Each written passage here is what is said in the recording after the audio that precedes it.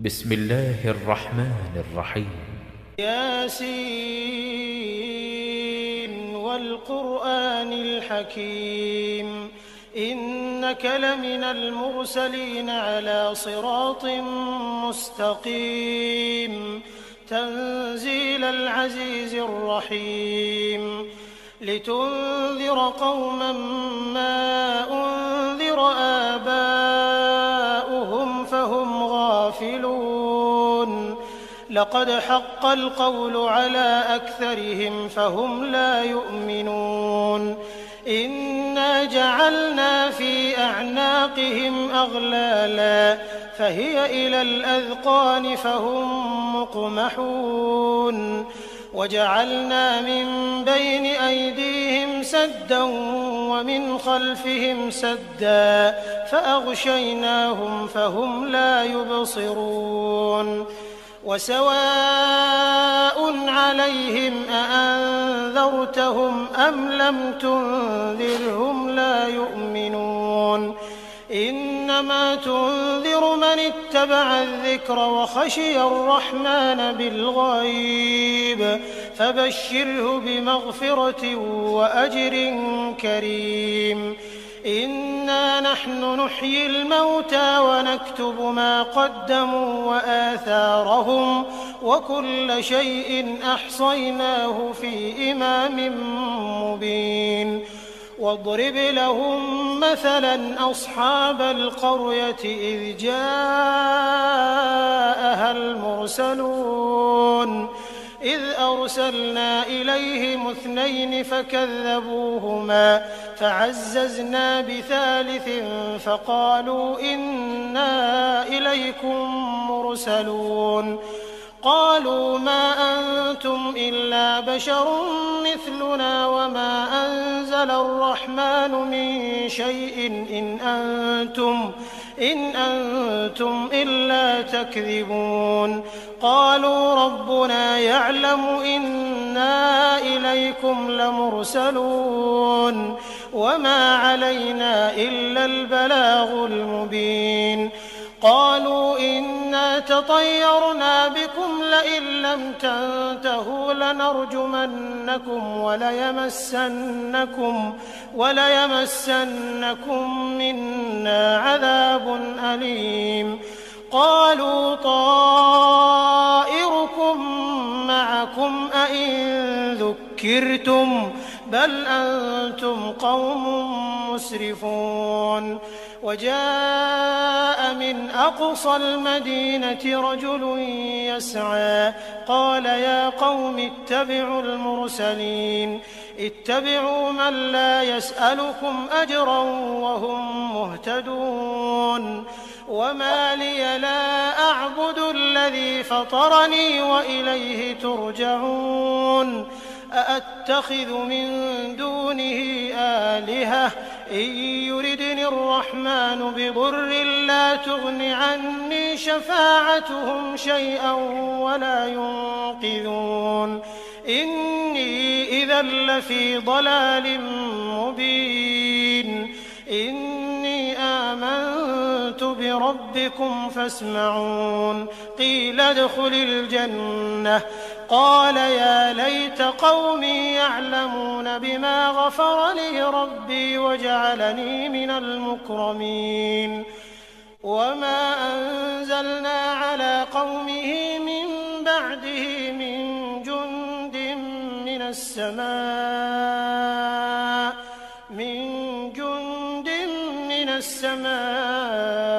وما كنا منزلين إن كانت إلا صيحة واحدة فإذا هم خامدون يا حسرة على العباد ما يأتيهم من رسول إلا كانوا به يستهزئون ألم يروا كم أهلكنا قبلهم من القرون أنهم إليهم لا يرجعون وإن كل لما جميع لدينا محضرون وآية لهم الأرض الميتة أحييناها فأخرجنا منها حبا فمنه يأكلون وجعلنا فيها جنات من نخيل وأعناب وفجرنا فيها من العيون ليأكلوا من ثمره وما عملته أيديهم أفلا يشكرون سبحان الذي خلق الأزواج كلها مما تنبت الأرض ومن أنفسهم ومما لا يعلمون وآية لهم الليل نسلخ منه النهار فإذا هم مظلمون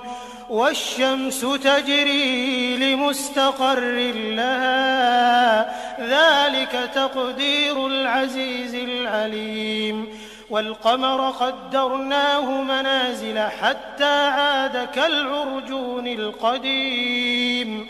لا الشمس ينبغي لها أن تدرك القمر ولا الليل سابق النهار وكل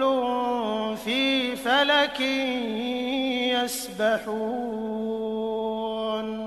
وآية لهم أنا حملنا ذريتهم في الفلك المشحون وخلقنا لهم من مثله ما يركبون وإن نشأ نغرقهم فلا صريخ لهم ولا هم ينقذون إلا رحمة منا ومتاعا إلى حين وإذا قيل لهم اتقوا ما بين أيديكم وما خلفكم لعلكم ترحمون وما تأتيهم من آية من آيات ربهم إلا كانوا عنها معرضين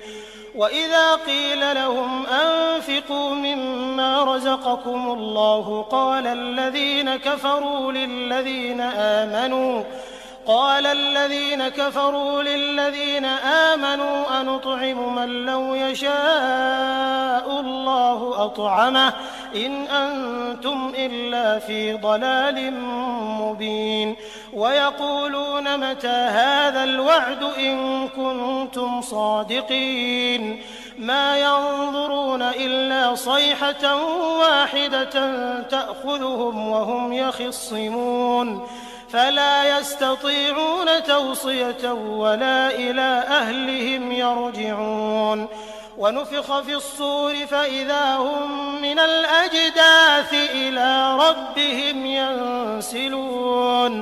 قالوا يا ويلنا من بعثنا من مرقدنا هذا ما وعد الرحمن وصدق المرسلون إن كانت إلا صيحة واحدة فإذا هم جميع لدينا محضرون فاليوم لا تظلم نفس شيئا ولا تجزون إلا ما كنتم تعملون إن أصحاب الجنة اليوم في شغل فاكهون هم وأزواجهم في ظلال على الأرائك متكئون لهم فيها فاكهة ولهم ما يدعون سلام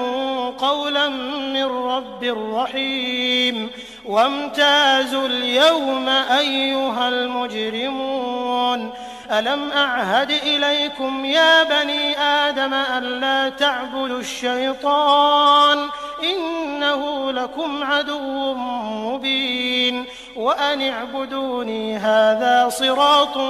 مستقيم ولقد أضل منكم جبلا كثيرا أفلم تكونوا تعقلون هذه جهنم التي كنتم توعدون اصلوها اليوم بما كنتم تكفرون اليوم نختم على أفواههم وتكلمنا أيديهم وتشهد أرجلهم بما كانوا يكسبون ولو نشاء لطمسنا على أعينهم فاستبقوا الصراط فأنى يبصرون ولو نشاء لمسخناهم على مكانتهم فما استطاعوا مضيا ولا يرجعون ومن نعمره ننكسه في الخلق أفلا يعقلون وما علمناه الشعر وما ينبغي له إن هو إلا ذكر وقرآن مبين لينذر من كان حيا ويحق القول على الكافرين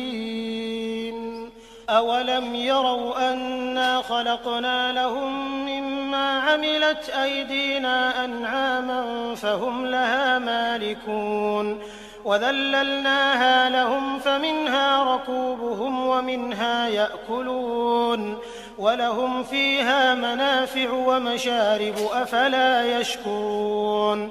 واتخذوا من دون الله آلهة لعلهم ينصرون لا يستطيعون نصرهم وهم لهم جند محضرون فلا يحزنك قولهم إنا نعلم ما يسرون وما يعلنون أولم ير الإنسان أنا خلقناه من نطفة فإذا هو خصيم مبين وضرب لنا مثلا ونسي خلقه قال من يحيي العظام وهي رميم قل يحييها الذي أنشأها أول مرة وهو بكل خلق عليم الذي جعل لكم من الشجر الأخضر نارا فإذا أنتم منه توقدون أوليس الذي خلق السماوات والأرض بقادر على أن يخلق مثلهم بلى وهو الخلاق العليم إنما أمره إذا أراد شيئا أن يقول له كن فيكون فسبحان الذي بيده ملكوت كل شيء وإليه ترجعون بسم الله الرحمن الرحيم الرحمن علم القرآن خلق الإنسان علمه البيان الشمس والقمر بحسبان والنجم والشجر يسجدان والسماء رفعها ووضع الميزان ألا تطغوا في الميزان وأقيموا الوزن بالقسط ولا تخسروا الميزان والأرض وضعها للأنام فيها فاكهة والنخل ذات الأكمام والحب ذو العصف والريحان فبأي آلاء ربكما تكذبان خلق الإنسان من صلصال كالفخار وخلق الجان من مارج من نار فبأي آلاء ربكما تكذبان رب المشرقين ورب المغربين فبأي آلاء ربكما تكذبان مرج البحرين يلتقيان بينهما برزخ لا يبغيان فبأي آلاء ربكما تكذبان يخرج منهما اللؤلؤ والمرجان فبأي آلاء ربكما تكذبان وله الجوار المنشآت في البحر كالأعلام فبأي آلاء ربكما تكذبان كل من عليها فان ويبقى وجه ربك ذو الجلال والإكرام والإكرام فبأي آلاء ربكما تكذبان يسأله من في السماوات والأرض كل يوم هو في شأن فبأي آلاء ربكما تكذبان سنفرغ لكم أيها الثقلان فبأي آلاء ربكما تكذبان يا معشر الجن والإنس إن استطعتم أن تنفذوا من أقطار السماوات والأرض فانفذوا لا تنفذون إلا بسلطان فبأي آلاء ربكما تكذبان يرسل عليكما شواظ من نار ونحاس فلا تنتصران فبأي آلاء ربكما تكذبان فإذا انشقت السماء فكانت وردة كالدهان فبأي آلاء ربكما تكذبان فيومئذ لا يسأل عن ذنبه إنس ولا جان فبأي آلاء ربكما تكذبان يعرف المجرمون بسيماهم فيؤخذ بالنواصي والأقدام فبأي آلاء ربكما تكذبان هذه جهنم التي يكذب بها المجرمون يطوفون بينها وبين حميم آن فبأي آلاء ربكما تكذبان ولمن خاف مقام ربه جنتان فبأي آلاء ربكما تكذبان ذواتا أفنان فبأي آلاء ربكما تكذبان فيهما عينان تجريان فبأي آلاء ربكما تكذبان فيهما من كل فاكهة زوجان فبأي آلاء ربكما تكذبان متكئين على فرش بطائنها من استبرق وجنى الجنتين دان فبأي آلاء ربكما تكذبان فيهن قاصرات الطرف لم يطمثهن إنس قبلهم ولا جان فبأي آلاء ربكما تكذبان كأنهن الياقوت والمرجان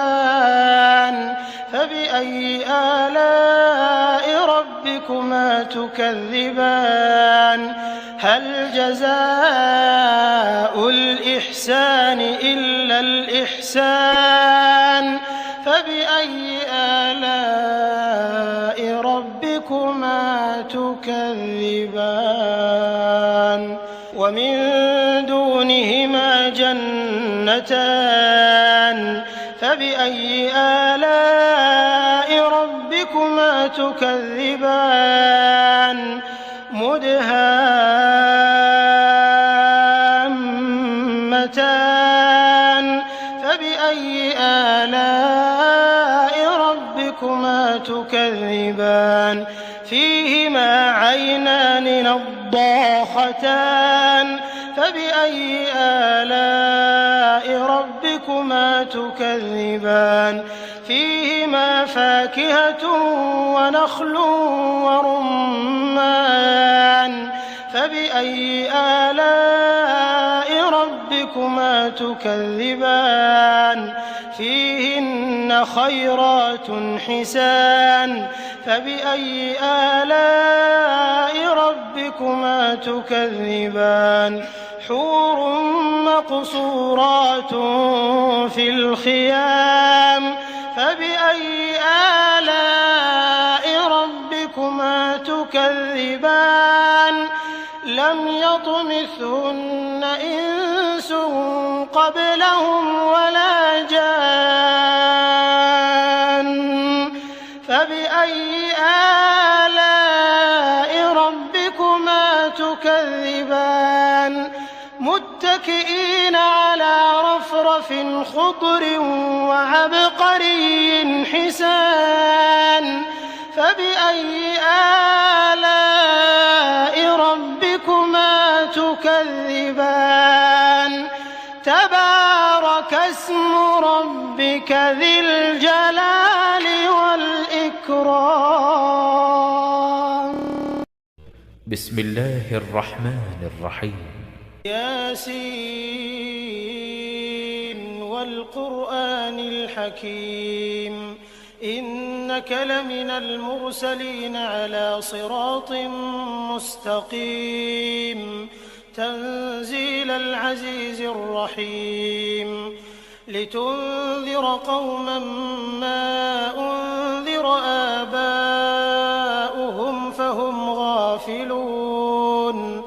لقد حق القول على أكثرهم فهم لا يؤمنون إنا جعلنا في أعناقهم أغلالا فهي إلى الأذقان فهم مقمحون وجعلنا من بين أيديهم سدا ومن خلفهم سدا فأغشيناهم فهم لا يبصرون وسواء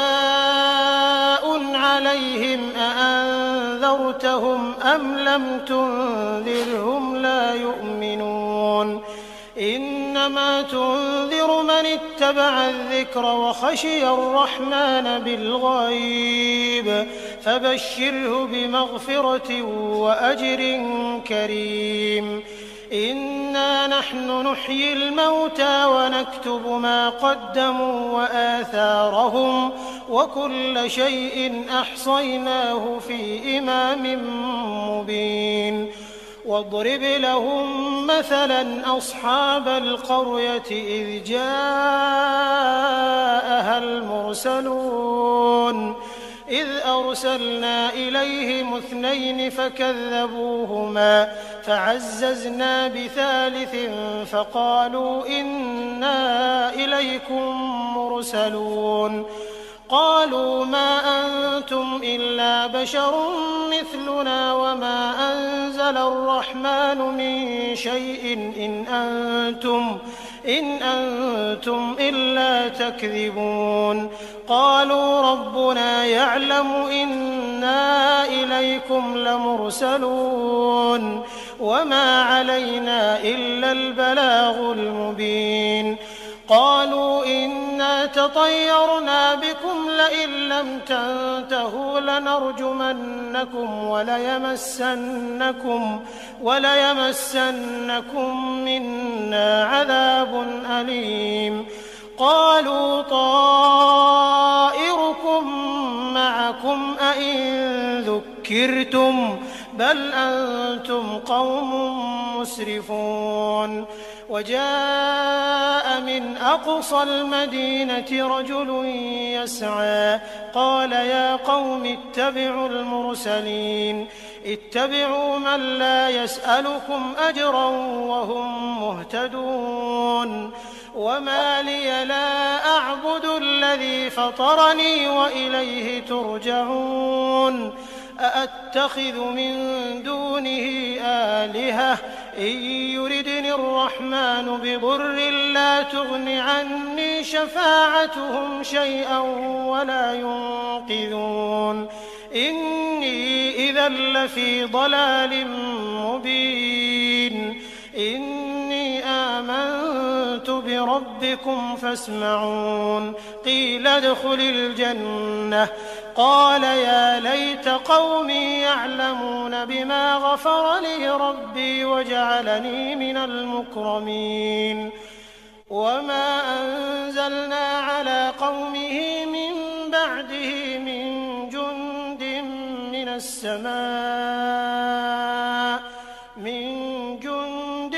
من السماء وما كنا منزلين إن كانت إلا صيحة واحدة فإذا هم خامدون يا حسرة على العباد ما يأتيهم من رسول إلا كانوا به يستهزئون ألم يروا كم أهلكنا قبلهم من القرون أنهم إليهم لا يرجعون وإن كل لما جميع لدينا محضرون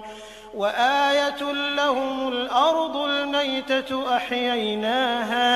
أحييناها وأخرجنا منها حبا فمنه يأكلون وجعلنا فيها جنات من نخيل وأعناب وفجرنا فيها من العيون ليأكلوا من ثمره وما عملته أيديهم أفلا يشكرون سبحان الذي خلق الأزواج كلها مما تنبت الأرض ومن أنفسهم ومما لا يعلمون وآية لهم الليل نسلخ منه النهار فإذا هم مظلمون والشمس تجري لمستقر لها ذلك تقدير العزيز العليم والقمر قدرناه منازل حتى عاد كالعرجون القديم لا الشمس ينبغي لها أن تدرك القمر ولا الليل سابق النهار وكل في فلك يسبحون وآية لهم أنا حملنا ذريتهم في الفلك المشحون وخلقنا لهم من مثله ما يركبون وإن نشأ نغرقهم فلا صريخ لهم ولا هم ينقذون إلا رحمة منا ومتاعا إلى حين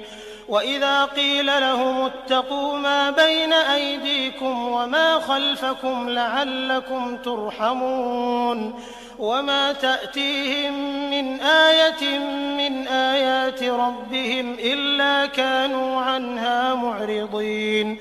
وإذا قيل لهم أنفقوا مما رزقكم الله قال الذين كفروا للذين آمنوا أنطعم من لو يشاء الله أطعمه إن أنتم إلا في ضلال مبين ويقولون متى هذا الوعد إن كنتم صادقين ما ينظرون إلا صيحة واحدة تأخذهم وهم يخصمون فلا يستطيعون توصية ولا إلى أهلهم يرجعون ونفخ في الصور فإذا هم من الأجداث إلى ربهم ينسلون قالوا يا ويلنا من بعثنا من مرقدنا هذا ما وعد الرحمن وصدق المرسلون إن كانت إلا صيحة واحدة فإذا هم جميع لدينا محضرون فاليوم لا تظلم نفس شيئا ولا تجزون إلا ما كنتم تعملون إن أصحاب الجنة اليوم في شغل فاكهون هم وأزواجهم في ظلال على الأرائك متكئون لهم فيها فاكهة ولهم ما يدعون سلام قولا من رب رحيم وامتازوا اليوم أيها المجرمون ألم أعهد إليكم يا بني آدم ألا تعبدوا الشيطان إنه لكم عدو مبين وأن اعبدوني هذا صراط مستقيم ولقد أضل منكم جبلا كثيرا أفلم تكونوا تعقلون هذه جهنم التي كنتم توعدون اصلوها اليوم بما كنتم تكفرون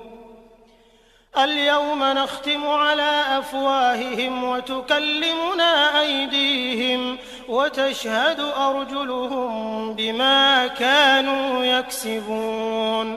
ولو نشاء لطمسنا على أعينهم فاستبقوا الصراط فأنى يبصرون ولو نشاء لمسخناهم على مكانتهم فما استطاعوا مضيا ولا يرجعون ومن نعمره ننكسه في الخلق أفلا يعقلون وما علمناه الشعر وما ينبغي له إن هو إلا ذكر وقرآن مبين لينذر من كان حيا ويحق القول على الكافرين أولم يروا أنا خلقنا لهم مما عملت أيدينا أنعاما فهم لها مالكون وذللناها لهم فمنها ركوبهم ومنها يأكلون ولهم فيها منافع ومشارب أفلا يشكرون واتخذوا من دون الله آلهة لعلهم ينصرون لا يستطيعون نصرهم وهم لهم جند محضرون فلا يحزنك قولهم إنا نعلم ما يسرون وما يعلنون أولم ير الإنسان أنا خلقناه من نطفة فإذا هو خصيم مبين وضرب لنا مثلا ونسي خلقه قال من يحيي العظام وهي رميم قل يحييها الذي أنشأها أول مرة وهو بكل خلق عليم الذي جعل لكم من الشجر الأخضر نارا فإذا أنتم منه توقدون أوليس الذي خلق السماوات والأرض بقادر على أن يخلق مثلهم بلى وهو الخلاق العليم إنما أمره إذا أراد شيئا أن يقول له كن فيكون فسبحان الذي بيده ملكوت كل شيء وإليه ترجعون بسم الله الرحمن الرحيم الرحمن علم القرآن خلق الإنسان علمه البيان الشمس والقمر بحسبان والنجم والشجر يسجدان والسماء رفعها ووضع الميزان ألا تطغوا في الميزان وأقيموا الوزن بالقسط ولا تخسروا الميزان والأرض وضعها للأنام فيها فاكهة والنخل ذات الأكمام والحب ذو العصف والريحان فبأي آلاء ربكما تكذبان خلق الإنسان من صلصال كالفخار وخلق الجان من مارج من نار فبأي آلاء ربكما تكذبان رب المشرقين ورب المغربين فبأي آلاء ربكما تكذبان مرج البحرين يلتقيان بينهما برزخ لا يبغيان فبأي آلاء ربكما تكذبان يخرج منهما اللؤلؤ والمرجان فبأي آلاء ربكما تكذبان وله الجوار المنشآت في البحر كالأعلام فبأي آلاء ربكما تكذبان كل من عليها فان ويبقى وجه ربك ذو الجلال والإكرام فبأي آلاء ربكما تكذبان يسأله من في السماوات والأرض كل يوم هو في شأن فبأي آلاء ربكما تكذبان سنفرغ لكم أيها الثقلان فبأي آلاء ربكما تكذبان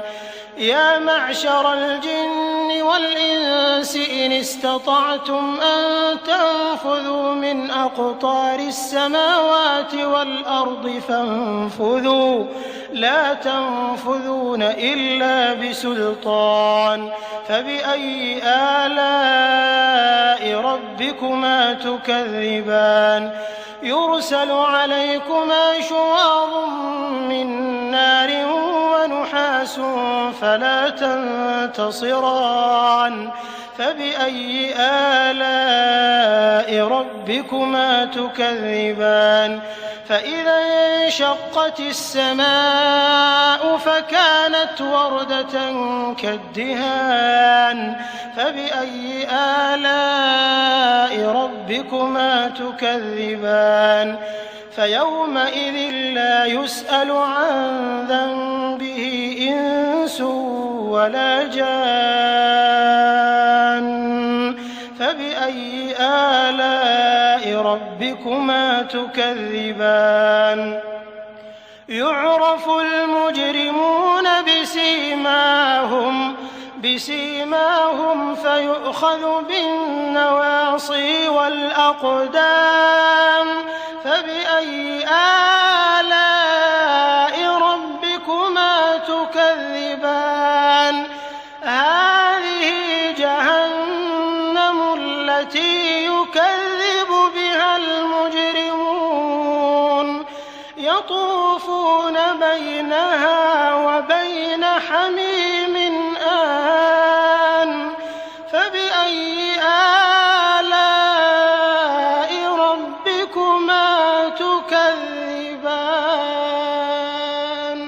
ولمن خاف مقام ربه جنتان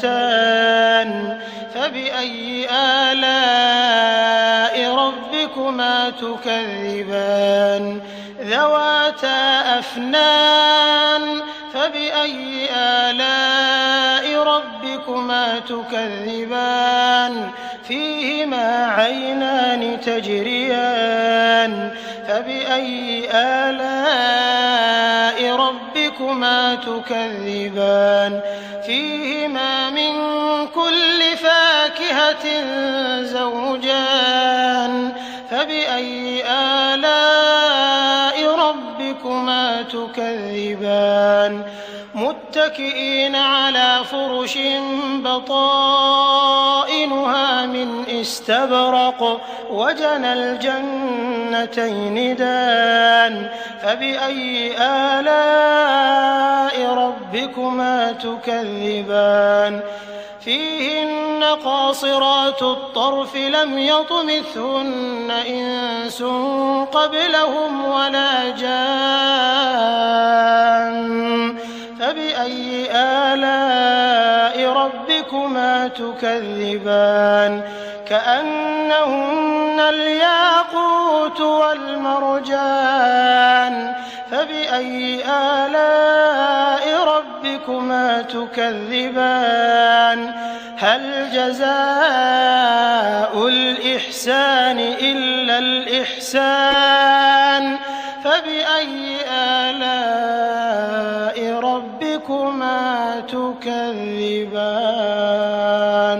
ومن دونهما جنتان فبأي آلاء ربكما تكذبان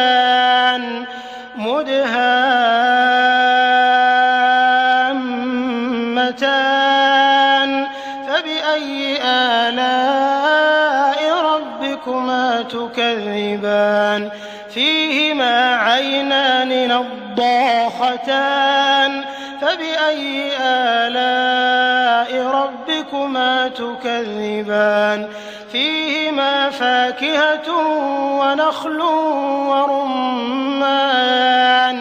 فبأي آلاء ربكما تكذبان فيهن خيرات حسان فبأي آلاء ربكما تكذبان حور مقصورات في الخيام فبأي آلاء ربكما تكذبان لم يطمثهن إنس قبلهم ولا جان فبأي آلاء ربكما تكذبان متكئين على رفرف خضر وعبقري حسان فبأي آلاء ربكما تكذبان تبارك اسم ربك ذي الجلال